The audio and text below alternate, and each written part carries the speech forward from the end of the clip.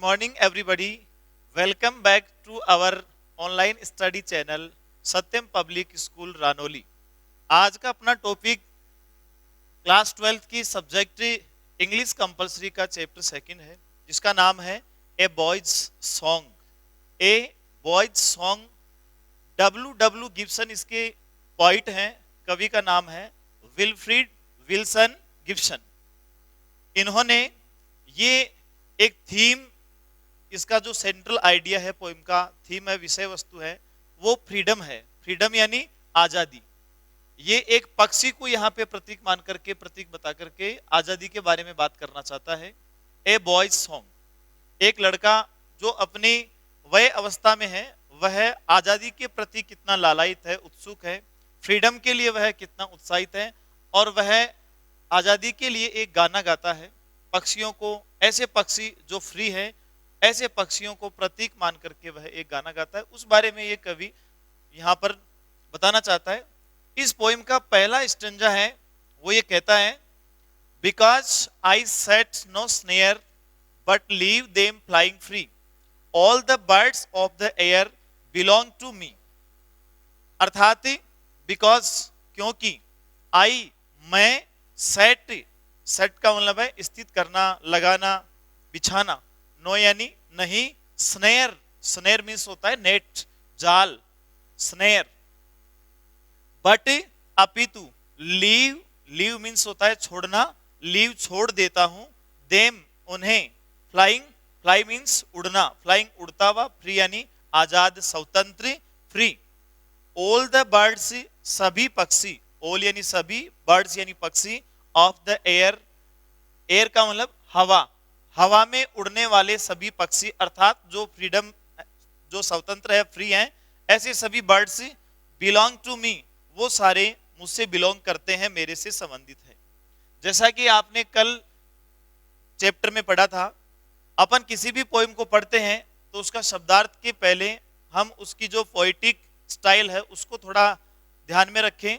उसमें rhyming scheme क्या है, इस चीज को अपन समझें। उसमें कौन कौन से फिगर्स ऑफ स्पीच का प्रयोग किया गया है, इसे अपन समझें तो बेहतर होगा। Because I set no snare, इस लाइन में अंतिम शब्द है स्नेयर। स्नेयर की ध्वनि स्नेयर है, इससे सेम मिलती हुई ध्वनि यहाँ पे आ रही है थर्ड लाइन में, एयर, स्नेयर, एयर। तो इसकी जो राइमिंग स्कीम है वो यहाँ पे हो जाएगी, यहाँ पे ए, और थर्ड लाइन में भी सेम ध्वनि है तो यहाँ पे भी हो जाएगी ए। दूसरी लाइन है, उसमें आ रहा है फ्री, तो यहाँ पे फ्री है, तो ये अलग है इससे, इसकी साउंड इससे अलग है, इसलिए यहाँ पे हो जाएगा बी। और जिस प्रकार से फ्री है वैसा ही फोर्थ लाइन में है मी, फ्री मी, तो उसके जैसी सेम साउंड यहाँ पे है, तो यहाँ पे हो जाएगा बी। तो इसकी राइमिंग स्कीम आप सब जान गए होंगे क्या है, ए बी ए बी। इस पहले स्ट्रेंजा की राइमिंग स्कीम हो गई ए बी ए बी। सबसे पहले अपन राइमिंग स्कीम की बात करते हैं। अब इसमें एक बात और है, जैसा कि आप जानते हैं, पोइम में कोई भी पोइम लिखी जाती है तो पोइम में प्रत्येक स्टेंजा में प्रत्येक लाइन का पहला अक्षर हमेशा कैपिटल लिखा जाता है। इसमें एक अलग प्रभाव उत्पन्न करने के लिए एक इफेक्टिव चीज और लिखी है पोइट ने। इसमें शुरू का अक्षर बी है, इसका भी बी है और इसका भी बी है। तीनों अक्षर तीन पंक्तियों के अंदर बी से शुरू हो रहे हैं, तो ये एक पोइम में इफेक्ट डालने के लिए इस प्रकार का प्रयोग किया गया है। अब अपन इसमें फिगर्स ऑफ स्पीच की बात करते हैं, तो जो सेकंड लाइन है उसमें यहाँ पे देखिए फ्लाइंग फ्री, यहाँ पे एलिट्रेशन है, अर्थात इसमें यहाँ पे एफ है, इसमें भी यहाँ पे एफ है, इसका मतलब यहाँ पे एलिट्रेशन है, अनुप्रास है।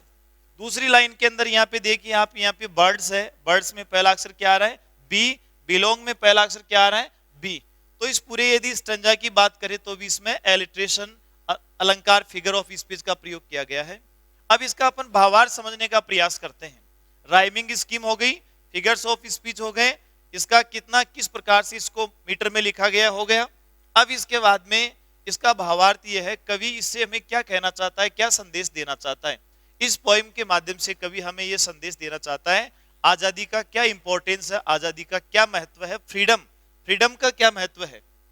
यहाँ पे पोइट गिब्सन कहता है, because I set no snare, because यानी क्योंकि, क्योंकि मैं कोई जाल नहीं बिछा था, क्योंकि मैं कोई जाल नहीं लगाता, बट अपितु लीव देम फ्लाइंग फ्री, अपितु मैं उन्हें आजादी से उड़ने के लिए छोड़ देता हूं। यहाँ पे देम प्रोनाउन है, ये किसको रेफर करता है? ये बर्ड्स को, ये बर्ड्स के लिए है। देम उन्हें, उन्हें किन्हें? बर्ड्स, बर्ड्स यानी पक्षी। अपितु मैं पक्षियों को उड़ने के लिए स्वतंत्र छोड़ देता हूं, फ्री छोड़ देता हूं।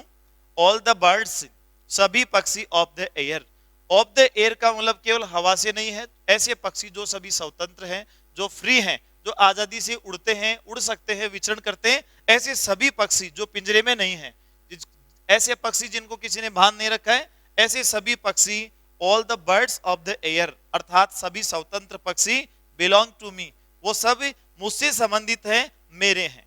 अब इसमें दो तीन क्वेश्चन बनते हैं। सबसे पहला प्रश्न ये बनता है, why do all the birds belong to the poet?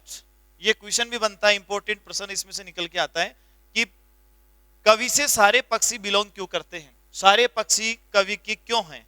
तो इसका आंसर ये यहीं से हो जाएगा, बिकॉज, क्योंकि, आई सेट नो स्नेयर, सीधी सी बात है, because he sets no snare, क्योंकि वह कोई जाल नहीं बिछाता है, वह कोई जाल नहीं बिछाता है, कोई स्नेयर नहीं लगाता है, इसलिए सारे पक्षी उसके हैं। अब प्रश्न ये भी बन सकता है कि तो वह क्या करता है, जाल नहीं बिछाता तो क्या करता है? दूसरी लाइन हमें कहती है, वह उन्हें आजादी से उड़ने के लिए छोड़ देता है, उनके लिए जाल नहीं बिछाता है, तो वह उन सबको आजादी से उड़ने के लिए छोड़ देता है। यहाँ पर आजादी के महत्व के बारे में बता रहा है कि कोई व्यक्ति आजाद है या उसे आजादी मिली है तो वह कितना प्रसन्न महसूस करता है, कितना खुश होता है, कितना ऊपर तक जा सकता है, उड़ सकता है। All the birds of the air, अब इसमें कौन से पक्षी, इस टाइप का क्वेश्चन यहाँ पे बन सकता है कि कौन से पक्षी कवि के हैं, कवि से बिलोंग करने वाले बर्ड्स कौन कौन से हैं? वे सारे बर्ड्स जो एयर में हैं, वे सभी पक्षी जो हवा में हैं, वो सब कवि से बिलोंग करते हैं। तो पूरे स्टंजा का जो भावार्थ वही हो गया कि कवि कहना चाहता है कि सारे पक्षी जो हवा में उड़ते हैं, स्वतंत्र हैं, खुले हैं, वो मेरे हैं, और वो खुले हैं इसीलिए मैं उनके लिए कोई जाल नहीं लगाता हूं, अपितु मैं उन सबको उड़ने के लिए फ्री छोड़ देता हूं। देखिए दूसरा इसका जो स्टंजा है, ए बॉयज सॉन्ग पोएम का दूसरा stanza, from the blue tit, blue tit ये एक बर्ड का नाम है, blue tit on the slow, slow ये एक प्रकार की झाड़ी है, छोटी झाड़ी उसका नाम है। टू द ईगल, ईगल ये बड़े से बड़े पक्षी का प्रतीक है, यहाँ पे अधिक ऊंचाई पर उड़ने वाले पक्षी का प्रतीक है ईगल, ईगल मीन्स बाज, गरुड़। ऑन द हाइट, हाइट यानी ऊंचाई, ऊंचाई का मतलब अत्यधिक ऊंचाई पर उड़ने वाला पक्षी ईगल। अनकेज्ड, अनकेज्ड, केज मीन्स पिंजरा, अनकेज्ड जो पिंजरे में नहीं है, स्वतंत्र है, फ्री। दे, वे कौन? दे मीन्स बर्ड्स, कम आते हैं, एंड गो और जाते हैं। फॉर माई डिलाइट, मेरी प्रसन्नता के लिए, खुशी के लिए। डिलाइट मीन्स खुशी, प्रसन्नता, डिलाइट। सबसे पहले इस स्टंजा में अपन राइमिंग स्कीम की बात करते हैं। तो राइमिंग स्कीम आप सब अभी इसमें ये जान गए होंगे किस प्रकार से अपन निकालेंगे राइमिंग स्कीम। सबसे पहली पंक्ति उसमें आ रहा है स्लो, ओ, और थर्ड पंक्ति में भी यहाँ पे आ रहा है गो, ओ, अर्थात दोनों के अंदर ओ की ध्वनि साउंड है, दोनों की साउंड सेम है, तो यहां पर भी हो जाएगा ए और यहां पर भी हो जाएगा ए। सेकंड लाइन में लिखा हुआ है यहाँ पे हाइट, हाइट, अंत में फोर्थ लाइन में लिखा हुआ है delight, height, delight, same sound, इसलिए यहां पे हो जाएगा बी और यहां पर भी हो जाएगा बी। फोर्थ और सेकंड, सेकंड और फोर्थ, फर्स्ट और थर्ड, इस प्रकार से इनका मैचिंग है। तो इसमें राइमिंग स्कीम हो गई ए बी ए बी। अब इसमें कवि विशेष रूप से दो पक्षियों के बारे में मेंशन करता है, दो पक्षियों के बारे में बताता है। ये क्वेश्चन भी इसमें से बन सकता है कि स्पेशली पोइट यहाँ पे कौन कौन सी दो बर्ड्स का उल्लेख करता है, मेंशन करता है। तो इसमें पहला जो पक्षी है वो है ब्लू टिट। ब्लू टिट एक ये सबसे छोटे पक्षी का प्रतीक यहाँ पर है, जहां पर जिस परिवेश में पोएम लिखी गई है वहां पर ब्लू टिट ये सबसे छोटी चिड़िया है। और ये बैठी कहाँ पे है? स्लो, ये एक झाड़ी होती है जो बिल्कुल नीचे होती है, जमीन पर होती है, जमीन पे होने वाली झाड़ी का नाम है slow. From the blue tit on the slow, कवि कहता है कि स्लो झाड़ी पर, छोटी से छोटी झाड़ी पर बैठा हुआ छोटे से छोटा पक्षी ब्लू टिट से लेकर के टू द ईगल, उस बाज तक, ऑन द हाइट जो ऊंचाई पर है। पहली दो पंक्तियां कहती हैं, कवि कहता है कि उसके कौन कौन से पक्षी उसके हैं। कवि के कौन कौन से पक्षी हैं अपन पहले स्टेंजा में पढ़े हैं।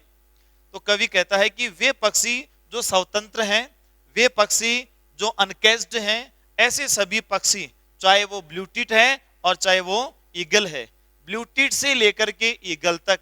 ब्लू टिट जो एक छोटी झाड़ी में रहता है, ईगल जो आसमान की हाइट में रहता है, ऊंचाई पर रहता है, ऐसे सभी पक्षी उसके हैं। अनकेज्ड दे कम एंड गो। अनकेज्ड पिंजरे में नहीं है, अनकेज्ड का मतलब है खुले हैं, जो पिंजरे में नहीं है, इसीलिए दे कम वे आते हैं, एंड गो और जाते हैं, फॉर माई डिलाइट मेरी प्रसन्नता के लिए। For my delight, delight means खुशी, प्रसन्नता, मेरी खुशी के लिए। कहने का मतलब है कवि कहता है कि जब वे अनकेज्ड हैं, स्वतंत्र हैं और आजादी से उड़ करके आते हैं, वापस भी जाते हैं, तो मुझे बड़ी प्रसन्नता होती है, मुझे बहुत खुशी होती है, डिलाइट होती है। ऐसा इसमें कवि कहना चाहता है, कवि का भाव है। अब ये दोबारा यहाँ पे इसका पूरे का भावार्थ देखिएगा। ये कहना चाहता है कि संसार का प्रत्येक जीव प्राणी, छोटे से छोटे पक्षी से लेकर के बड़े से बड़े पक्षी बाज तक, सब फ्री होने चाहिए, सब आजाद होने चाहिए, स्वतंत्र विचरण करने चाहिए। और एक क्वेश्चन इसमें बन सकता है कि कवि की प्रसन्नता के लिए कौन से पक्षी यहाँ पे आते हैं। वे पक्षी जो अनकेज्ड हैं, जो केज में हैं, वो आ नहीं सकता, वो बंद है। जो खुले हैं, जो अनकेज्ड हैं, वे सारे पक्षी यहाँ पर आते हैं और वापस भी जाते हैं, इससे कवि को प्रसन्नता होती है।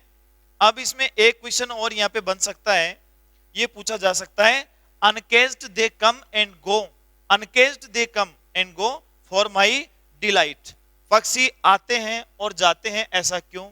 पक्षी क्यों आते हैं या वापस क्यों जाते हैं? क्योंकि बिकॉज दे आर अनकेज्ड, क्योंकि वे सब अनकेज्ड हैं, वे खुले हैं, स्वतंत्र हैं, इसलिए आते हैं और इसीलिए वापस ही जाते हैं। ये इस स्टंजा का भावार्थ है। ब्लू टिट से लेकर के ईगल तक, छोटे छोटा पक्षी ब्लू टिट और बड़े से बड़ा पक्षी बाज, वहां तक सभी पक्षी यानी जितने भी अनकेज्ड हैं वो सारे इससे बिलोंग करते हैं और वे सारे कवि के पास में आते हैं, वापस जाते हैं और इससे इसको प्रसन्नता मिलती है। इस स्टेंजा का ये पूरा भावार्थ। अब अंत में इस पोइम के थर्ड और लास्ट स्टेंजा के रूप में यहाँ पर ये 4 पंक्तियां दी गई हैं। आप एक बार इन्हें ध्यान से पढ़ेंगे। एंड सो द सनवर्ड वे आई सोर on the eagles wings and in my heart all day the beauty sings. अब इसमें सबसे पहले आप राइमिंग स्कीम की बात करेंगे तो इसमें भी वही राइमिंग स्कीम है। अब तक आप समझ गए होंगे किस प्रकार से अपनी इसकी राइम, तुकांत, तुक निकालेंगे। फर्स्ट पंक्ति के अंत में यहाँ पे ध्यान दीजिएगा, वे लिखा हुआ है, वे, तो यहाँ पे इसमें हो गया ए।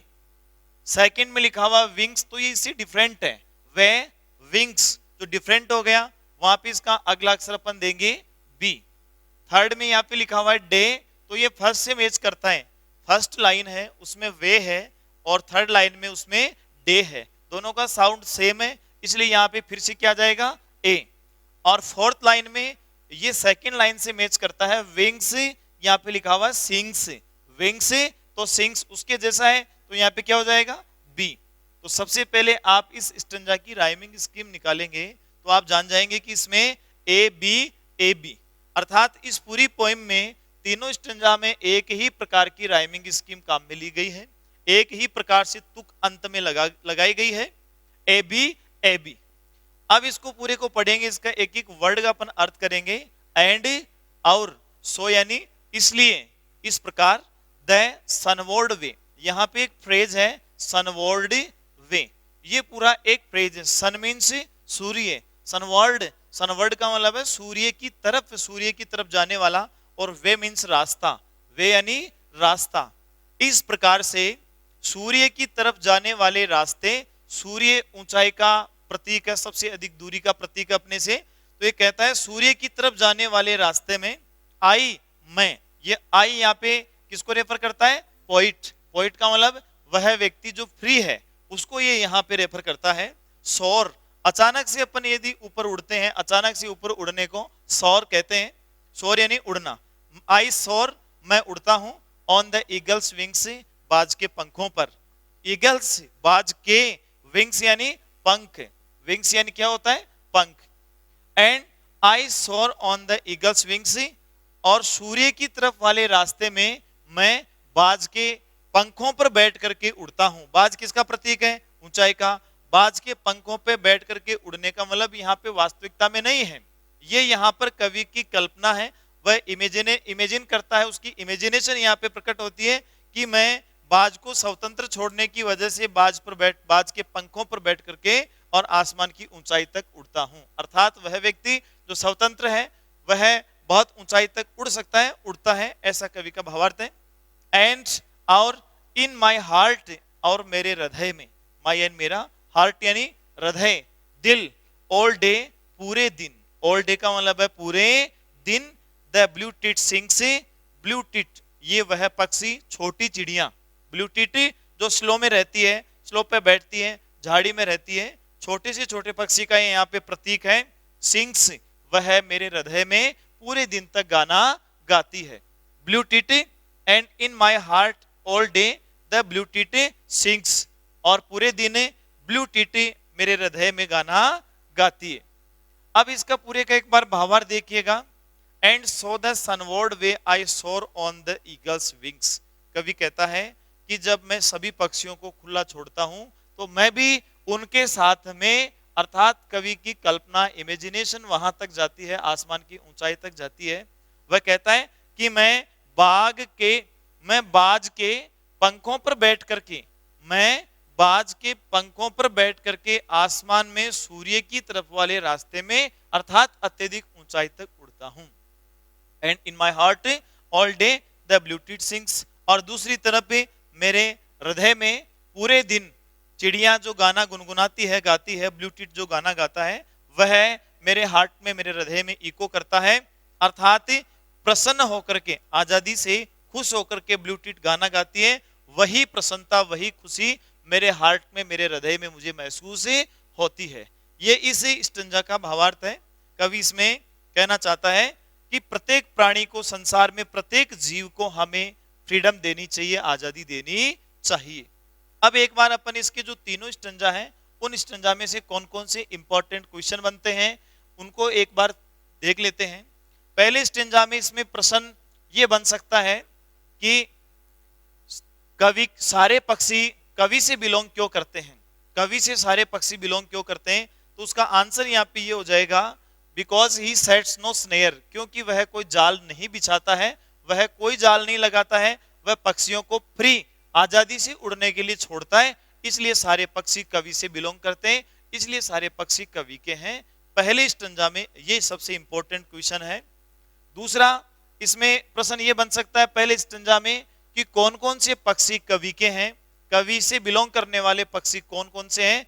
वे सभी पक्षी, वे सारे पक्षी जो एयर में हैं, वे सभी पक्षी जो हवा में उड़ते हैं, वे सारे कवि से बिलोंग करते हैं। कवि से बिलोंग करने वाले जितने भी फ्री, आजाद हैं, जितने भी स्वतंत्र पक्षी हैं, वो सब कवि से बिलोंग करते हैं।